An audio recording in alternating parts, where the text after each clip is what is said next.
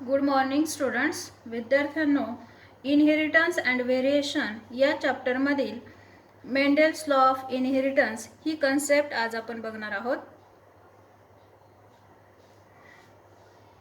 Mendel's law of inheritance या ठिकाणी 3 law सांगितलेले आहे मेंडेलने. First law of inheritance. First law of inheritance it is also called as the law of dominance.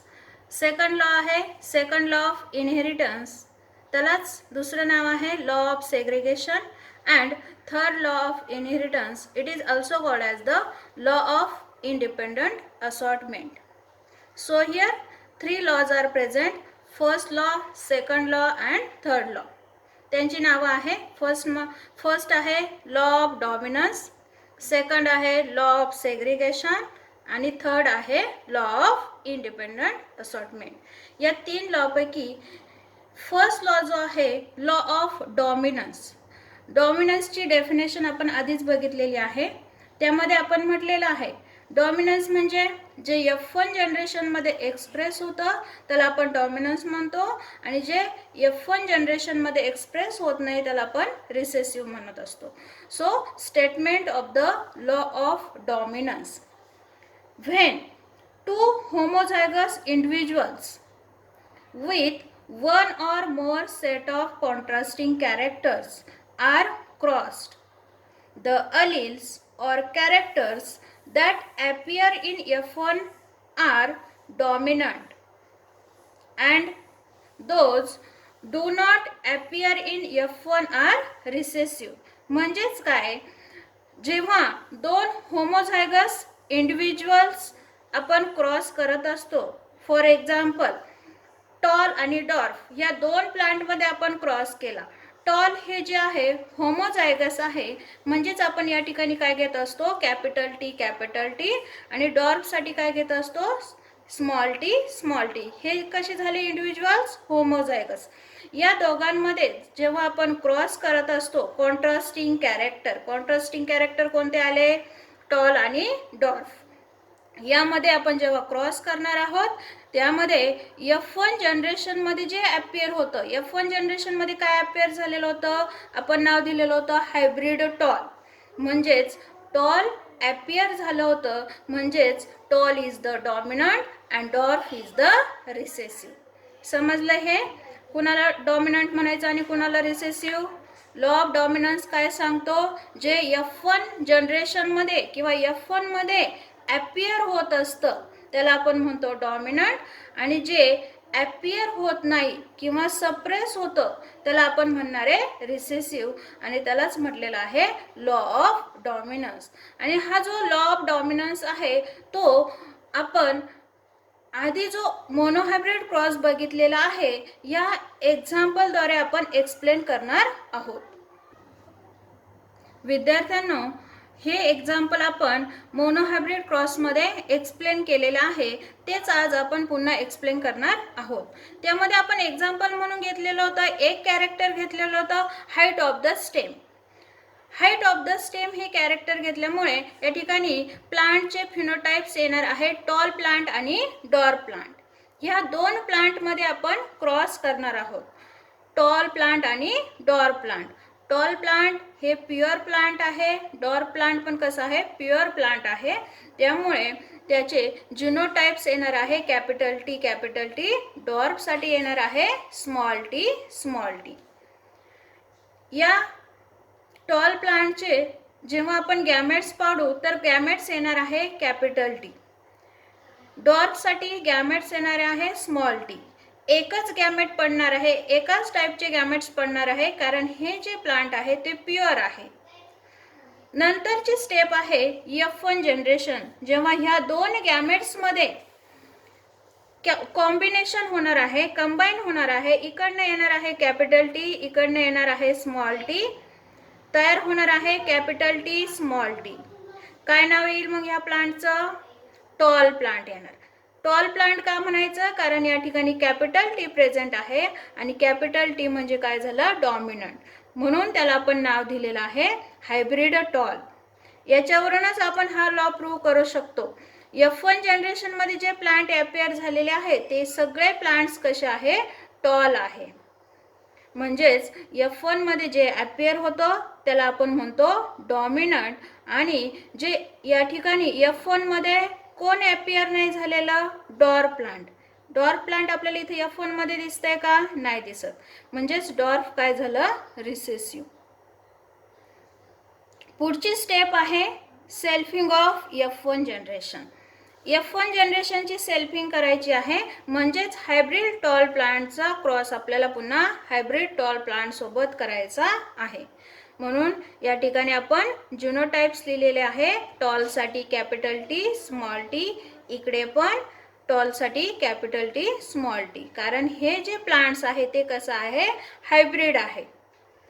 दोघांचा cross केल्यानंतर आता हे टॉल प्लांट जे आपल्याला दिसतंय कॅपिटल टी स्मॉल टी, हे हेटेरोझायगस आहे. म्हणून या ठिकाणी याचे दोन टाईपचे गॅमेट्स पडतील. एक येईल कॅपिटल टी, दुसरा येईल स्मॉल टी. सेम कंडिशन इकडं आहे, इथे पण एक कॅपिटल टी येईल, एक स्मॉल टी येईल. हे झाले गॅमेट फॉर्मेशन. F2 जनरेशन जे आहे ते आपण पुनेट स्क्वेअरच्या सहाय्याने एक्सप्लेन करत असतो. म्हणून F2 जनरेशनमध्ये आपण गॅमेट्स लिहिलेले आहे, या स्क्वेअरमध्ये गॅमेट्स टाकलेले आहे. हे इकडच्या बाजूचे जे गॅमेट्स आहे वरच्या साईडला मेल गॅमेट्स लिहिले, इकडच्या साईडला फिमेल गॅमेट्स लिहिले. दोघांचं कॉम्बिनेशन करायचं आहे. इकडे कॅपिटल टी काय तयार झालंय, capital T tall plant. Same capital T small T tall plant. इकडे पण capital T small T tall plant, small T dwarf plant. अशा पद्धतीने आपल्याला F2 जनरेशनमध्ये 4 कॉम्बिनेशन किंवा 4 प्लांट्स या ठिकाणी ऑब्झर्व झालेले आहे. म्हणून आपण रिझल्टमध्ये लिहितोय फिनोटिपिक रेशो किंवा मोनोहायब्रिड रेशो किती आलेला आहे, 3:1. 3 plants are tall. 1, 2, 3. 3 plants are the tall. 1 is the dwarf. Phenotypic ratio किती आला मग, 3:1. विद्यार्थ्यांनो, जिनोटिपिक रेशो किती आलेला आहे आपला, जिनोटाइप म्हणजे आपण इथं जिनोटाइप घेणार आहे. जसे की इथं कॅपिटल टी किती वेळा आले, 1. कॅपिटल टी स्मॉल टी किती टाइम्सला आले, 2 टाइम्स. स्मॉल टी किती टाइम्सला आले, 1. म्हणून जिनोटिपिक रेशो किती आलेला आहे, 1:2, 2:1. विद्यार्थ्यांनो, एकूण 7 कॅरेक्टर प्रेझेंट आहे, जसे की stem height, seed colour, seed shape, pod colour, pod shape, flower position, flower colour किंवा सीड कोट कलर. हे जे 7 कॅरेक्टर्स आहे त्यापैकी आपण एक कॅरेक्टर घेऊन, जसे की हाईट ऑफ द स्टेम, हे कॅरेक्टर घेऊन हा लॉ आपण प्रूव्ह केलेला आहे. पण तुम्ही या 7 पैकी कोणतंही एक कॅरेक्टर घेऊन हा लॉ प्रूव्ह करू शकता. यानंतर आपण बघणार आहोत सेकंड लॉ ऑफ इनहेरिटन्स, म्हणजेच लॉ ऑफ सेग्रिगेशन. काय सांगतो हा लॉ, स्टेटमेंट आहे, when hybrid forms gametes, the alleles segregate from each other and enter in different gametes. म्हणजेच सेग्रिगेशन म्हणजे काय, सेग्रिगेशन म्हणजे सेपरेशन. व्हेन हायब्रिड मीन्स हायब्रिडमध्ये एक कॅपिटल लेटर असतं, एक स्मॉल असतं. जसं की एक्झाम्पलमध्ये टॉल आणि डॉर्फचा आपण जेव्हा क्रॉस करतो F1 जनरेशनमध्ये काय येतं, कॅपिटल टी आणि स्मॉल टी. हे काय झालं, हायब्रिड टॉल. म्हणजेच F1 फॉर्म्स गॅमेट, ते काय तयार करतात, गॅमेट्स तयार करतात. ते जे गॅमेट्स लिहित असताना आपण काय लिहितो, गॅमेटमध्ये एक गॅमेट घेतो आपण कॅपिटल टी, दुसरा गॅमेट घेतो आपण small T. The Aleel segregate, त्या ठिकाणी जे अलील आहे कॅपिटल टी आणि स्मॉल टी, हे काय आहे, अलील्स आहे. दीज अलील्स गेट सेग्रिगेट म्हणजे separate from each other and enter in different gametes. हे जे अलील आहे ते सेपरेट होतात आणि ते काय होतात मग गॅमेटमध्ये एंटर करतात. हा झाला आपला लॉ ऑफ सेग्रिगेशन. हा जो लॉ आहे, लॉ ऑफ सेग्रिगेशन, त्याला दुसरं नाव आहे law of purity of gametes. आता law of purity of gametes का म्हणायचं, कारण हे जे गॅमेट्स फॉर्म झालेले असतात, these gametes are pure in that they carry only one allele from each. म्हणजेच ज्यावेळेस आपण गॅमेट्स पाडत असतो, फॉर एक्झाम्पल F1 मध्ये येत जेव्हा कॅपिटल टी आणि स्मॉल टी येत असते, त्या ठिकाणी जेव्हा आपण गॅमेट्स फॉर्म करत असतो, तर गॅमेट्स घेत असताना आपण एकतर कॅपिटल टी घेतो किंवा स्मॉल टी घेतो. अशा पद्धतीने दोन गॅमेट्स त्या ठिकाणी पडत असतात. म्हणजेच या ठिकाणी हे जे अलिल्स आहे एकतर डॉमिनंट असेल किंवा रिसेसिव्ह असेल. म्हणूनच ह्या लॉला दुसरं नाव दिलेलं आहे law of purity of gametes. हा जो लॉ आहे तो आपण एक्झाम्पलद्वारे एक्सप्लेन करण्यासाठी आपण या अगोदर जे एक्झाम्पल बघितलेलं आहे मोनोहायब्रिड क्रॉसचं एक्झाम्पल, त्याच एक्झाम्पलने आपण हा लॉ प्रूव्ह करू शकतो. मग त्या ठिकाणी पुन्हा जे काय आपण 7 कॅरेक्टर्स बघितलेले आहे पी प्लांटमधले, त्या 7 कॅरेक्टर्सपैकी कोणताही एक कॅरेक्टर घेऊन तुम्ही हा लॉ एक्सप्लेन केला तरी चालणार आहे. लॉ ऑफ सेग्रिगेशनमध्ये आता सेग्रिगेशन हे जे आहे त्यामध्ये आपण बघितलेलं आहे, जेव्हा गॅमेट्स फॉर्म होत असतात त्या ठिकाणी ह्युमन बेईंगमध्ये जे ऑर्गॅनिझम आहे डिप्लॉइड ऑर्गॅनिझम प्रेझेंट असतात.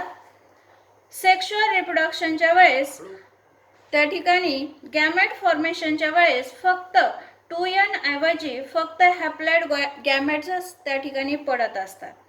म्हणजेच इन सेक्शुअल रिप्रोडक्शन डिप्लॉइड म्हणजे 2n with 2 set of chromosome and gametes are the haploid म्हणजेच with 1 set of the chromosome. याच पद्धतीने हा जो लॉ आहे सेग्रिगेशनचा हा युनिव्हर्सली ॲप्लिकेबल आहे. म्हणजेच जेवढे काही डिप्लॉइड ऑर्गॅनिझम आहे ते सगळ्यांमध्ये गॅमेट जे आहे ते हॅप्लॉइड असतात. म्हणून हा लॉ या ठिकाणी प्रूव्ह झालेला आहे. एक्झाम्पलमध्ये आपण जे वरती लॉ ऑफ डॉमिनन्समध्ये जे एक्झाम्पल एक्सप्लेन केलं आहे किंवा आपण मोनोहायब्रिड क्रॉसमध्ये जे एक्झाम्पल एक्सप्लेन केलं आहे तेच एक्झाम्पल या ठिकाणी लिहायचं आहे. यानंतर आहे थर्ड लॉ ऑफ इनहेरिटन्स म्हणजेच law of independent assortment. Independent means स्वतंत्र. when hybrid possessing 2 or more pair of contrasting factors or alleles form gamete, the factor in each pair segregate independently of the other pair. म्हणजेच काय, जेव्हा आपण डायहायब्रिड cross घेत असतो, for example round yellow and wrinkle green, यामध्ये हे जे दोन ट्रेट आपण घेतलेले आहे कॅरेक्टर्स घेतलेले आहे round and wrinkle, yellow and green, these are the independent or separate or they separate independently and this is proved by or explained by dihybrid cross.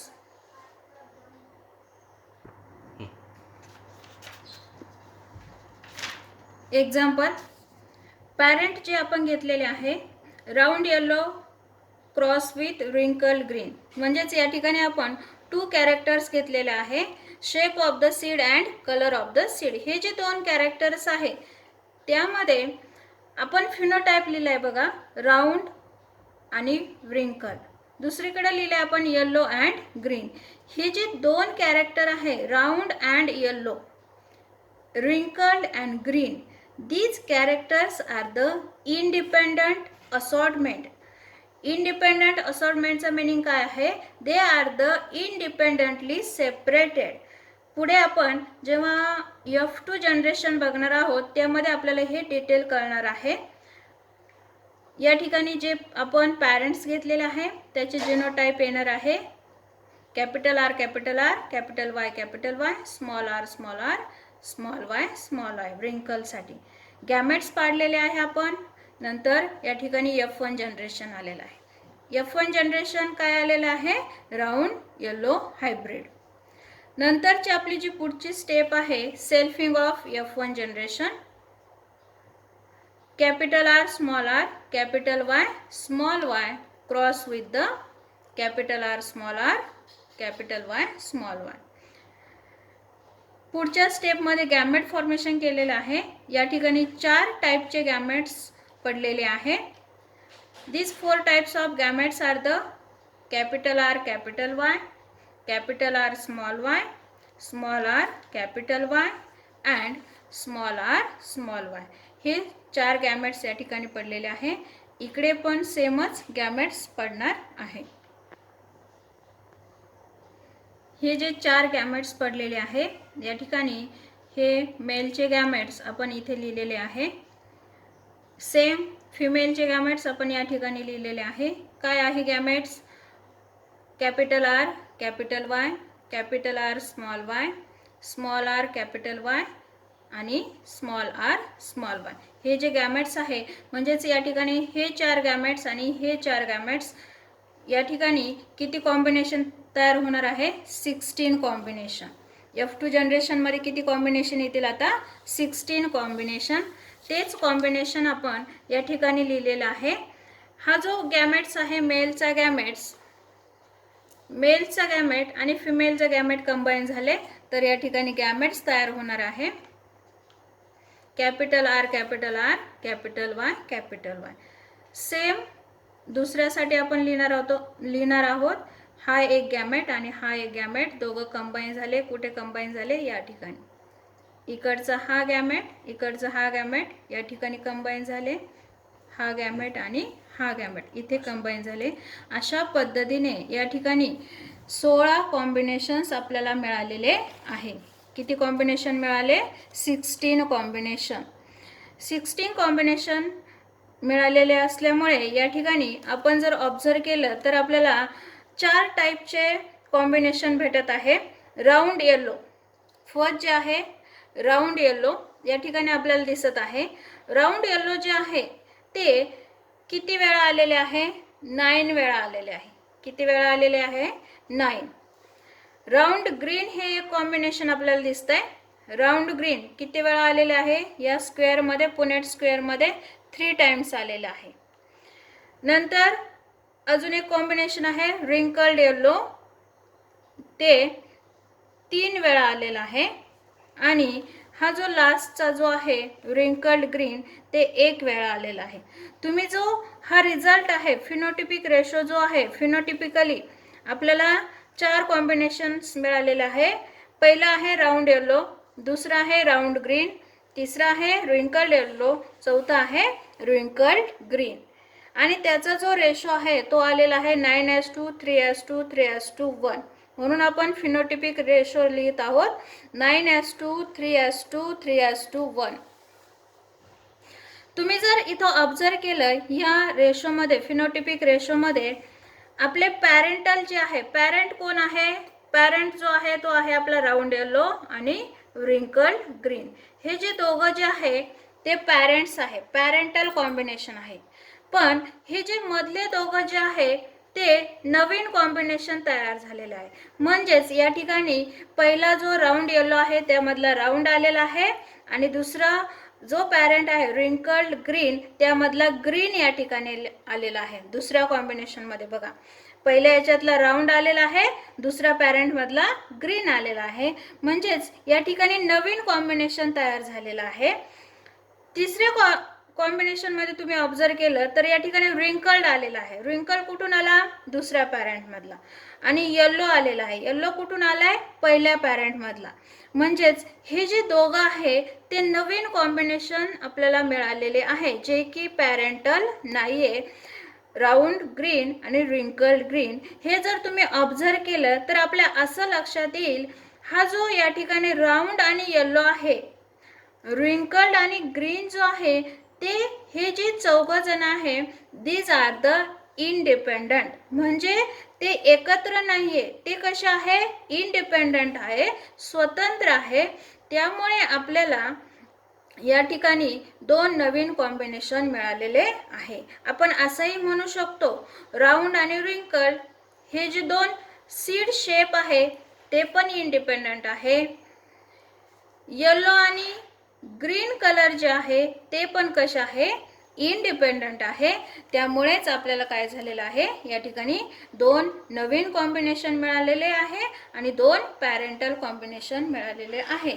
म्हणजेच यावरून आपला जो थर्ड लॉ आहे, law of independent assortment, assortment म्हणजे separation, हा prove झालेला आहे. या ठिकाणी जिनोटिपिक रेशो आलेला आहे. यावरूनच 1:2, 2:1, 2:2, 4:2, 1:2, 2:1. Thank you.